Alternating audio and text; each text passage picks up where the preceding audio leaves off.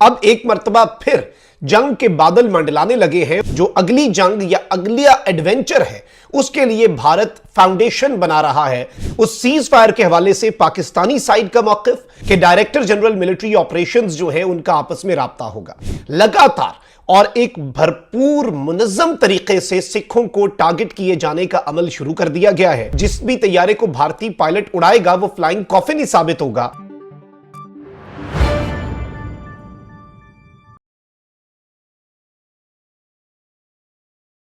बिस्मिल्लाहिर्रहमानिर्रहीम, अस्सलाम वालेकुम। मैं हूं मखदूम शहाबुद्दीन। 19 मई 2025 सोमवार का दिन।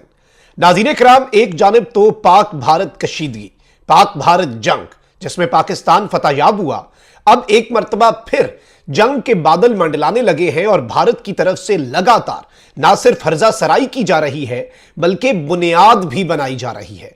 जो अगली जंग या अगला एडवेंचर है उसके लिए भारत फाउंडेशन बना रहा है और यह किसी से ढकी छुपी नहीं है। लेकिन इस सब के अंदर तीन बहुत बड़ी डेवलपमेंट्स हैं। एक जानिब जो सीज फायर हुआ है, उस सीज फायर के हवाले से पाकिस्तानी साइड का मौकिफ और इंडियन साइड का मौकिफ जो है वो भी सामने आया है, क्योंकि गुज़श्ता रोज ये इम्कान था कि डायरेक्टर जनरल मिलिट्री ऑपरेशंस जो है उनका आपस में राब्ता होगा, लेकिन वो राब्ता नहीं हुआ। भारतीय मीडिया ये कह रहा था कि सीज फायर सिर्फ 18 तारीख तक है। तो अब सीज फायर का स्टेटस क्या है, इस हवाले से दोनों साइड्स जो हैं वो क्या मौकिफ रख रही हैं, मैं ये सारी डिटेल्स आपके सामने रखता हूं। वहीं दूसरी जानिब इस वक्त भारत में लगातार और एक भरपूर मुनज़्ज़म तरीके से सिखों को टारगेट किए जाने का अमल शुरू कर दिया गया है और सिखों पर back to back ISI agents होने का जो इल्जाम लग रहा है। गुज़श्ता चंद दिनों से हम देख रहे हैं कि भारत के अंदर लगातार बड़े पैमाने पर गिरफ्तारियां हो रही हैं, लेकिन अब पानी सर पर से गुजर चुका है। भारतीय पंजाब में एक नया ड्रामा शुरू किया गया है, दो ड्रामास बल्कि।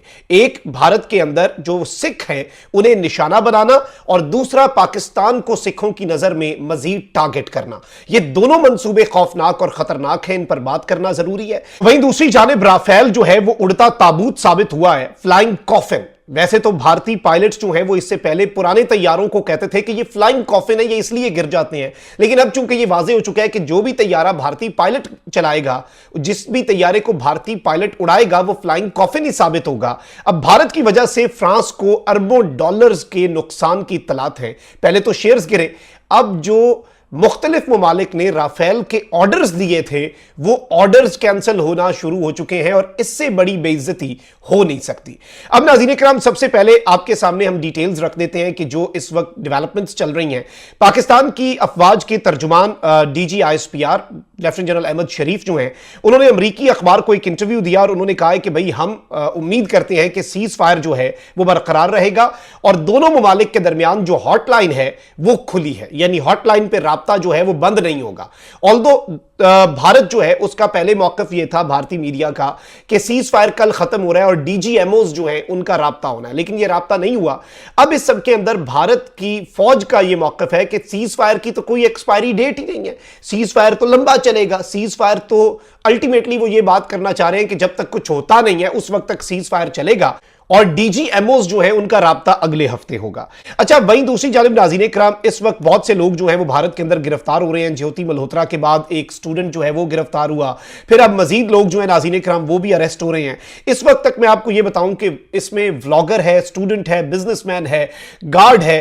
तकरीबन 9 स्पाइज जो हैं पाकिस्तान के स्पाइज, आईएसआई के लिए स्पाइंग करने वाले कह रहे हैं कि जी हमने जो जासूसी के ऊपर एस्पोनाज है उसके ऊपर अपनी सर्वेलेंस बढ़ा दी है पहलगाम के बाद, और ये बेसिकली हमने लोग जो है अरेस्ट किए हैं, जिसमें ऑब्वियसली ज्योति मल्होत्रा है, एक देवेंद्र सिंह ढिल्लू है स्टूडेंट, फिर नुमान इलाही है जो हरियाणा के अंदर एक सिक्योरिटी गार्ड था, फिर अरमान है जो कि हरियाणा के नू के एरिया के अंदर है। और इस सब के अंदर कहा जा रहा था कि ये भी ये सारी चीजें कर रहा है। इसके अलावा तारीफ है, शहजाद है, मुर्तजा इलाही जो है उसके हवाले से बताया जा रहा है कि गुजरात में जलंधर से गिरफ्तार किया गया है।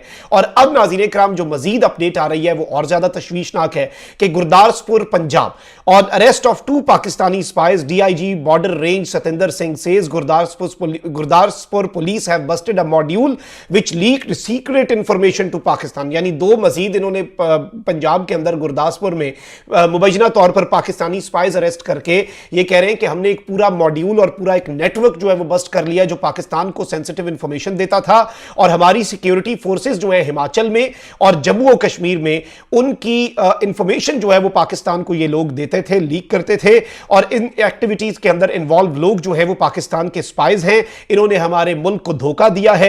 ये आईएसआई के साथ डायरेक्ट राब्ते में थे। आईएसआई ने इन्हें पहलगाम अटैक के बाद एक्टिव किया और इस सब के अंदर इन्हें 1 लाख रुपया जो है वो भी ट्रांसफर हुआ। दोनों लोग जो है वो गुरदासपुर से है, 19-20 साल इनकी उम्र है।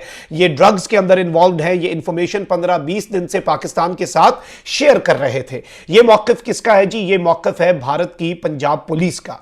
अब आप यही देखें कि लगातार पंजाब के अंदर से आप सिखों को गिरफ्तार कर रहे हैं और वहीं दूसरी जानिब इन्होंने एक और वारदात डाली है। अब ये कह रहे हैं कि गोल्डन टेंपल को पाकिस्तान के जो ड्रोन्स हैं उन्होंने आकर नुकसान पहुंचाना था और सिख शहरों को पाकिस्तान ने नुकसान पहुंचाना था, और अब ये ड्रिल्स करके दिखा रहे हैं कि भाई पाकिस्तानी ड्रोन्स को हमने ऐसे गिराया, हमने गोल्डन टेंपल को ऐसे बचाया, हमने गोल्डन टेंपल के इस तरह से हिफाजत की, हमने ये किया, हमने वो किया, हमने फलाह किया, हमने ढिमका किया। ये सारी की सारी चीजें जो हैं ये लगातार इनकी तरफ से बताई जा रही हैं। और ये सब कुछ क्यों किया जा रहा है भाई? और तो किसी एरिया में आपने ड्रिल्स करके नहीं बताया कि पाकिस्तानी ड्रोन से हमने आपको ऐसे बचाया। ये सिर्फ और सिर्फ सिख एरियाज के अंदर और गोल्डन टेंपल के हवाले से ये सब कुछ इसलिए करें क्योंकि पाकिस्तान ऐसा कभी नहीं करेगा, लेकिन ये चाहते हैं कि सिखों के जो जज्बात हैं फॉर पाकिस्तान उनमें तब्दीली आए। वो जज्बात जो हैं वो ये मजरूह करना चाहते हैं और ऑब्वियसली इसमें भारत के अपने नफेरियस डिजाइन हैं। भारत अपना फायदा लेना चाहता है। आगे बढ़ते हैं नाज़रीन इकराम, कुछ और डेवलपमेंट्स भी हैं भारत के हवाले से। अब ये डिफेंस सिक्योरिटी एशिया जर्नल है, ये कहता है कि राफेल डाउन, राफेल गिर गया। French jets combat reputation under fire as Indonesia reassesses its $1 billion deal. अब ये कह रहे हैं कि फ्रेंच तैयारे की इमेज जो है वो गिर चुकी है और ये इस वक्त बहुत प्रॉब्लम बन चुकी है फ्रांस के लिए, क्योंकि इंडोनेशिया जैसा मुल्क जो है वो अपनी राफेल की डील को रीअसेस कर रहा है। और इस सब के अंदर ये 42 राफेल्स की डील है $8.1 बिलियन की डिसॉल्ट एविएशन से, और साउथ ईस्ट एशिया का सबसे आप कह सकते हैं कि ये इंडोनेशिया की तरफ से एक बहुत बड़ा प्रोग्राम था और साउथ ईस्ट एशिया के अंदर सबसे बड़ी एयर पावर बनना चाह रहा था इंडोनेशिया। अब इंडोनेशिया एक बड़ा मुल्क है, बहुत बड़ी आबादी है, मुसलमानों की सबसे बड़ी आबादी वाला मुल्क है, और इस मुल्क की फ्रांस के साथ जो डील है, पहले यह खबर आई नाज़रीन इकराम 15 मई को, आज से 4 दिन पहले, कि इंडोनेशिया इसे रीअसेस कर रहा है। और अब नाज़रीन इकराम एक और डिफेंस जर्नल जो है उसने कहा है कि राफेल का जो फाइनेस्ट आवर है इट हैज पास्ड, यानी राफेल के अच्छे दिन जो है वो अब गुजर चुके हैं। The good days of Rafale are over. Rafale जो है अब उसके लिए प्रॉब्लम्स ही प्रॉब्लम्स हैं। इंडोनेशिया जो है वो अब सस्पेंड कर चुका है या सस्पेंड करने जा रहा है purchase of French fighter jets. अब ये इतना बड़ा नुकसान है कि आप इसका अंदाजा नहीं कर सकते। एक जानिब इनके अपने जरीदे कह रहे हैं, स्विस अखबार का मैंने कल आपको रेफरेंस दिया, वो कोई छोटी बात नहीं है। स्विस अखबार कह रहा है कि ये राफेल जो है ये कैपेबल था एटमी हथियार ले जाने का जंग के हालात में, और पूरे यूरोप की सिक्योरिटी जो है वो इस वक्त कॉम्प्रोमाइज हो चुकी है। सिर्फ फ्रांस नहीं, अगर पाकिस्तान इसे ऐसे गिरा सकता है जैसे चिड़ियों का शिकार कर रहा है और एवं पाकिस्तान ने राफेल गिरा दिए, तो पूरे यूरोप की सिक्योरिटी एट स्टेक है, पूरे यूरोप की सिक्योरिटी जो है वो कॉम्प्रोमाइज्ड है। और ये जो बात की गई है दिस इज समथिंग इंपॉर्टेंट, और अगर आप इसकी अहमियत को समझें तो आपको ग्रेटर पिक्चर भी समझ आएगी। और फ्रांस का राफेल जो है ये बेसिकली, फ्रांस का क्या कसूर भाई? आप कोई भी तैयारा भारतीय पायलट्स को दे दें, पाकिस्तान के पायलट से जब उनका मुकाबला होगा, पहले तो इनके पास दलील थी, हमारे पास जी फ्लाइंग कॉफिन है, राफेल आ गया तो हम तबाहियां फेर देंगे। आ गया, तबाहियां फिर गई राफेल की और अगलों को भी ले डूबे हैं। अब अगली दफा या तो भारत के साथ ये होना है कि राफेल वालों ने कहना है कि भाई ड्राइवर भी हमारा ही लो, जैसे वो गाड़ी लेने जाए कोई रेंट पे तो वो कहते हैं कि ड्राइवर भी हम साथ देंगे, वो कहेंगे पायलट हम देंगे वरना नहीं हम देंगे। मतलब इतनी इनकी रेपुटेशन खराब हो चुकी है। और पाकिस्तान तो ये भी कहता है कि अगर आप कहते हैं कि आपके राफेल जो है वो नहीं गिरे तो हम ये भी बता देते हैं कि वो राफेल कौन सा पायलट चला रहा था, किस पायलट ने इजेक्ट किया और वो इस वक्त किस अस्पताल के किस बेड पे बैठा है। हमारे पास तो ये सारी इंफॉर्मेशन भी है और अब तो पूरी दुनिया मान चुकी है। राहुल गांधी खुद पूछता है कि नरेंद्र मोदी और जयशंकर, तुम लोगों की वजह से कितने भारतीय तैयारे गिरे, ये तो बताओ जरा। तो यहीं से आप अंदाजा कर लें कि अब ये बात इंडिया ऑफिशियली एक्सेप्ट करे ना करे, फ्रांस एक्सेप्ट कर गया भाई, बाकी क्या पीछे रह जाता है। अपना बहुत ख्याल रखिए। अल्लाह निगहबान, पाकिस्तान जिंदाबाद।